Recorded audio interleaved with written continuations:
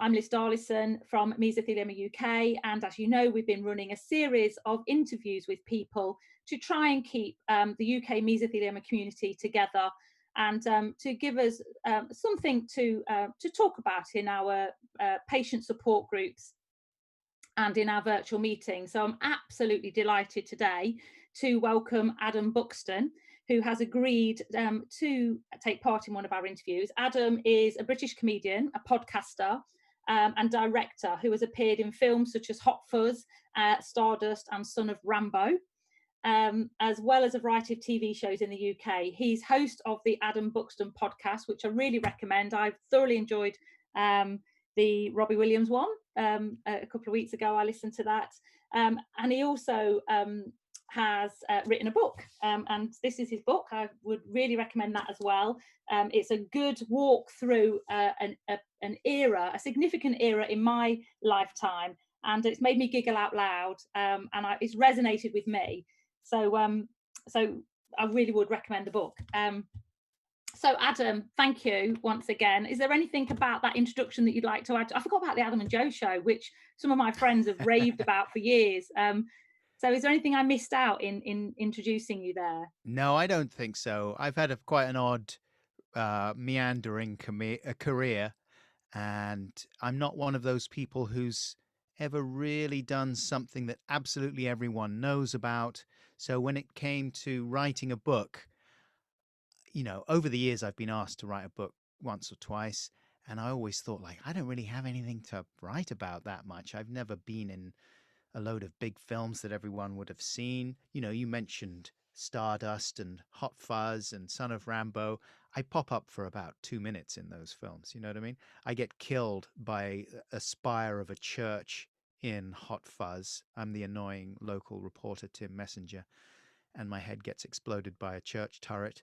And I think I sustain a head injury in Stardust as well. I'm a ghost with an axe in his head, and I get some tweezers stuck up my nose in Son of Rambo. Oh. So, I'm not like a superstar in that way. And I haven't done a lot of TV. I was on TV a bit more in the 90s, towards the end of the 90s and in the early 2000s with Joe Cornish, and we were known as Adam and Joe. And then we were on the radio on BBC Six Music for a long time, and did a podcast. And that's sort of how I got into the world of podcasting, which is my full-time occupation now, really. And so the book is a little bit about those things, but not really. It's mainly about growing up in the 80s and my pop cultural influences, the films and the music that I was into, quite a bit about David Bowie, maybe too much, some people have said. Um, but it's all those things. But the main motif, I suppose, is my relationship with my dad. And if people saw the Adam and Joe show, which was the show I used to make with Joe in the 90s, my dad was actually in that. We made the show ourselves. It was all kind of, we literally made it ourselves. It was all camcorders, and we edited it and built all the sets. We did little spoofs of TV shows and movies with toys, stuffed toys and Star Wars toys that we'd got down from the attic. And my dad, who was then in his mid-70s, was very generous and agreed to kind of be our pop culture correspondent. And we would take him to festivals, music festivals, and he would review music. Like, originally, the idea came from our friend Louis Theroux, the documentarian. And Louis went to school with me and Joe. And he always thought my dad was quite funny because he was an old conservative in every sense of the word, and quite, I always assumed that he was sort of old school posh guy because he spoke in this quite posh way, and he was very well read. He used to be the travel editor of the Sunday Telegraph newspaper, and so he was a very kind of establishment character. And that's what we played for laughs in the Adam and Joe show with, like getting this posh old guy to review gangster rap singles and things like that. But in the course of writing the book, I sort of discovered a new side to him. And I was wrestling with kind of my relationship with him, which was always quite formal And, he was definitely from an era that was not comfortable with sharing a lot of their emotions and feelings. We never had those kinds of conversations. He'd been in the Second World War, but I knew very little about what he'd actually done. He never really talked about his parents and where he came from. So a lot of those things I just never knew throughout my relationship with him. And then he was diagnosed with mesothelioma and in late 2014. And his diagnosis, at that point, he was 90 years old, by the way. So he was already pretty old, and he'd always been quite active. He was a big walker, but he'd slowed down a lot in those last 5 years. And then he got this cancer diagnosis, and the doctor said, well, you're probably looking at, considering your age and other factors, you're probably looking at between 3 months to a year. So that was a shock, obviously, for all of us. And it made me think at that point, well, here's an opportunity to get to know him a bit better, because I'm lucky enough to live in a big farmhouse out in the Norfolk countryside. And we had converted a barn into like a flat where, friends could stay or whatever. And he'd always said, like, oh, I like the look of the flat. I'd like to live there one day. That would be nice. A nice place for me to live. And I'd always gone, yeah, whatever. That's not going to happen. But then when he got his cancer diagnosis, I thought, well, maybe this is the point at which I say, actually, yeah, you could live there and I could look after you a bit and hopefully get to know you a little bit better in the process. I didn't say any of that to him. I would have been No, too because that embarrassing. was your relationship with your dad meant you wouldn't say Yeah, those things. exactly right. But that's what I was hoping. I was imagining a scenario where I was caring for him, and in his vulnerable state, suddenly realizing that time was short, he would change the nature of his relationship with me, and we'd be able to talk in a far more relaxed way than we ever had done. And we could ask all the questions that we'd never asked and talk about all those things. He and my mum split up towards the beginning of the 2000s, and I never really understood why they got on so badly. And we could have talked about that. We could have talked about the war. We could have talked about why he felt it was so important to send his children to private schools, which he did, and bankrupted himself in the process.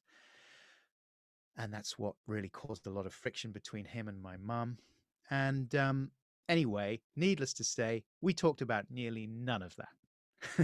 Because the reality of being with someone who is ill um, is, of course, that there aren't too many opportunities to do that. Well, I guess it depends on the kind of person you are, doesn't it? But with him, it wasn't very easy. And we quickly got into the routine of just managing the progress of the cancer, making sure that he was comfortable, trying to encourage him to eat and keep his strength up, which was very difficult. And he didn't make it any easier.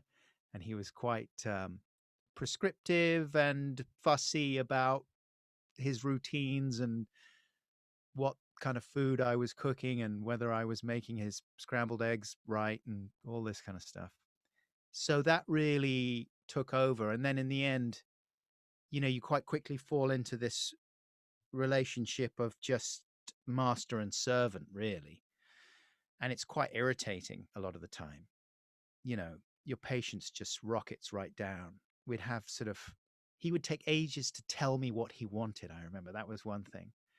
And at the beginning, he was when it was all like, hey, this is great. And he was very appreciative and he was very grateful that I'd moved him in. And one of the things he said was, tell me if there's anything you need from me and tell me if you want to do anything differently. I was like, yeah, sure. Anyway, one of the things I did say to him was like, Dad, on a very basic level, can you just say what you want from me quite quickly and concisely? Because sometimes he would call me into his room and go, I was thinking about food, and I was thinking that if you go, are you going to Sainsbury's later on? I was like, I don't know, maybe. What do you need, Dad? well, if you are going to say to me, and you don't have to, I'm not saying you. I'm like, Dad, just what do you need?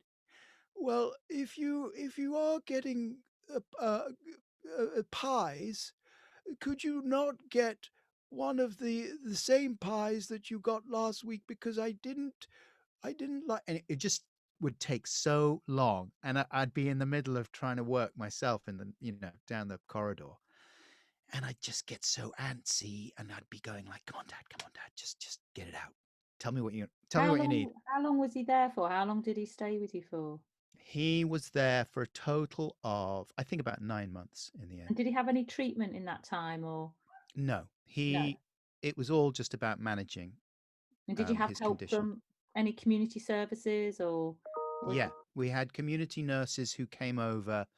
So that was the beginning of the process, was going and talking to the cancer department at the Norfolk and Norwich Hospital, which is our local place, and they advised us on um, nutrition and things like that. They gave us some of those freshly bin, yeah, supplement drinks. He didn't like those very much. no. Do you They were think hard. that because this is something that I've observed over the years that Hmm. when somebody reaches the age of 80, 90, that there's a different approach to dying perhaps to somebody much younger, and maybe the urgency of saying things um, it doesn't exist because they've lived through the years where they had the opportunity to say those things. Do you get what I'm saying? That I do. I wonder if, being the grand age of 90, he was probably spiritually in a better place facing his own mortality than he would have been had he been younger. That's possibly true. I'm sure he felt as if, it's not the kind of, you're not like shaking your fists and going, why? The way that someone who was only in their 40s or even in their 60s would do. You know what I mean? That still feels like, where's my three score years and 10? I think once you're beyond, of course, there's never a good time to suddenly be facing your own mortality, and it's natural for people to want to hang on as long as possible, even if they felt jaded, I think, before then, and felt like, I've had enough. When you're actually staring it in the face, you want to do everything you can to hang Mm. on.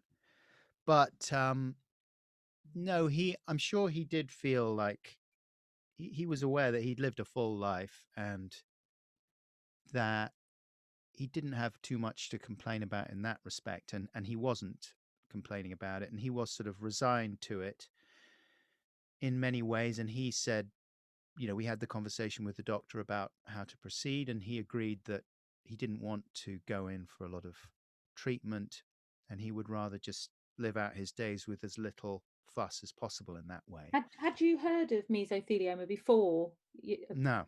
your dad was diagnosed? And did you ever find out where he might have been exposed to asbestos or? He reckoned that it was something that he came into contact with when he was renovating, like in the 70s. Um, and is it always going to be asbestos, do you think? Yeah. Yeah, so I mean, there are some other causes, but very rare, really. So generally speaking, the only known cause is exposure to asbestos. And I mean, you mentioned he'd been in the armed forces, and we've just completed a big study looking at mesothelioma in armed forces, and I wonder what his service history was like. Hmm. Well, he was a artillery officer. Um, so he was out in France, D-Day plus 10 or something, and then spent several years in various places across the world being an officer. And um, How many years I service did he have? so in the Second World War, I mean, I'm so vague on it all. I've only recently started to find out stuff about that. But active service, not that long, I don't think. I mean, a year or two. I mean, that's long enough, I guess. But this was the thing as well. I hardly knew anything about what he did because he just never told us anything. So I'm still sort of sketchy on a lot of those details. Do you And You Yeah. said that prior to, when you arranged for dad to come home, you had this vision of, or, what it might be like, and you'd have Mm. time to say things and explore things, and that didn't happen. How do you feel about that now? How do you feel? Do you wish you'd have pushed the conversation more, or? Well, yes and no. I mean, I'm okay with it now. I think it hurts afterwards. In the weeks and months after they go, you're just replaying so many things and regretting so many things and wishing you'd said so many things. But I have to remind myself that I actually really did try. I did try and have those conversations with him on a number of occasions, and he just wasn't up for it. And I didn't want to, you know, I'm not going to like push it and make it totally explicit. If he didn't want to talk about it, he didn't want to talk about it. He wasn't that kind of person. He can't suddenly reinvent himself and become this kind of touchy feely guy who can suddenly talk about feelings. That's a hard thing to do. Some people feel comfortable with it and some people don't. This idea that you get from movies and TV shows that suddenly on your deathbed you're suddenly going to discover this talent for being able to express your feelings and say things that were too hard to say throughout your life. I don't think it's very Yeah, realistic. I mean, I see this often with families, and I think you're quite right. We have to accept that we're all different, we're all individual, we all face things in different ways. And the person at the center of this is the person with the mesothelioma, and we have morally we have to play it their way. We have to work with them and do it their way, which can be difficult. It can be difficult, but I think it's great to recognize that you did it the way your dad would feel most comfortable. That's all tied up with dignity and lots of other issues. I guess I just wondered if you were you shocked about, I mean, are you shocked about the asbestos legacy in our country, that we've got the highest incidence in the world, and there's still incidence is still increasing. I just wondered if because it shocks me, and I wondered what your thoughts are about that. You're a dad now, and our schools are riddled with asbestos. Does that concern you? um Yeah, I mean it's hard though in the modern world to you have to kind of manage the things that shock and upset you because there's so many of them. Do you know what I mean? And yes, here's one that actually touched me and my family because it affected my dad, even though it's been hard for us to establish how and when that happened. Um, but yeah, it is shocking. It is, the whole Grenfell inquiry recently has revealed the extent to which these terrible, disastrous oversights and mismanagements happen with people for whatever reason, cutting corners or just not doing the proper research or just trying to save money is usually. And it is very sad and just makes you think like, wow, if you were in that sort of position, wouldn't you really do everything you possibly could to ensure that that didn't happen to someone? If there was a mm, possibility that it might affect someone that way, that it might be dangerous in that way, wouldn't you just go, look, I don't know if we can. We need to look into this a bit more. Just for the, if it's a question of saving a few quid, let's not. I mean, yeah, I I mean, I'd appreciate. Yeah. love to wave a magic wand and rid our country of asbestos, having spent my professional lifetime dealing with the consequences of it and looking after people suffering as a consequence. But it's not going to happen. It's not going to happen, but hopefully. um I guess, I mean, what you did in having your dad um come and live with you for that 9 months, I think that's a wonderful thing that you're able to do that. And I guess in some way the fact that he wanted to is a huge kind of gesture of acceptance and love and everything as well. That he felt in his hour of need, he felt comfortable and confident, because there are a lot of issues around confidence and wanting all your comfortable things around you. So I think that's a huge credit to you and the relationship that you had to him, whether you recognize that at the time or not. And just to close, before we move on, I would love to ask you if you, um, based on your experience, if there are other people out there caring for a parent with mesothelioma, if you've got any kind of words of wisdom or top tips that you would share with them, because um, there are lots of other people going through this now, and Mm. based on your experience with your dad, what advice would you give them? I don't know if it's peculiar to the condition, but I would say just in general, I don't know. I was talking to someone about this the other day, and they were saying that they were looking after their dad, and um, that they were experiencing the same thing as me, that they found it very hard to say the things they wanted to say, and they were getting quite frustrated with some of the ways that their dad was hanging on to a lot of old resentments and bitterness and stuff, and not being, not suddenly getting all enlightened and loving on their deathbed or whatever.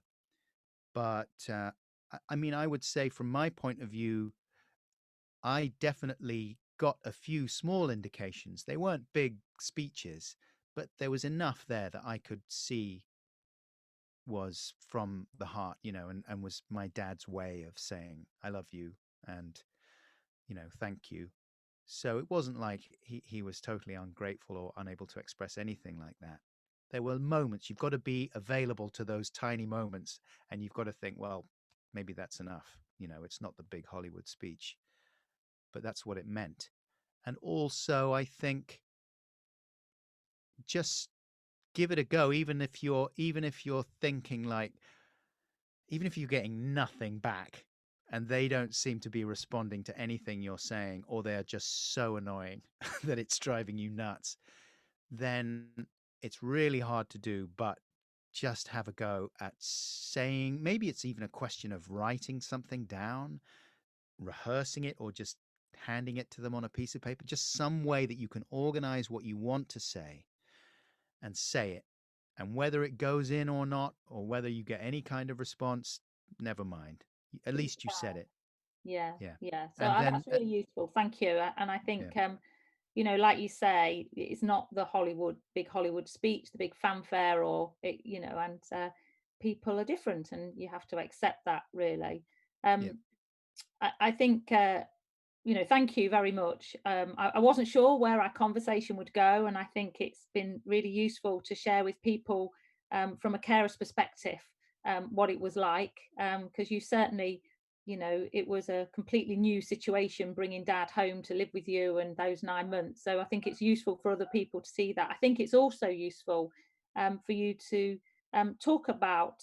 Um, your experience of mesothelioma affecting your family. I think people often feel very isolated when diagnosed with cancer, and when it's a rare cancer, that feeling of isolation is absolutely profound. And actually, just hear people's stories are very powerful. And I think just hearing, you're somebody that is re- recognized and in the public eye, and I think just sharing your story will help with that level of isolation, and particularly for carers who are in the midst of going through that right now. So thank you for sharing your yeah. Well, story. not at all. I hope it was somewhat useful. I'm sorry I didn't have anything more insightful to say about the condition itself, but yeah, It's been very useful. And I like to say, I think, this gave me a real giggle. good. Walking through the 80s through your eyes really gave me, I really enjoyed it. And we all need a little bit of a giggle at the minute, really. Yes, definitely. So thank you, Adam, for your time, and Not at all. Thank you, Liz. agreeing to talk to us. Thank you very much. All right. Cheers. Take All right. care. Goodbye. Thank you.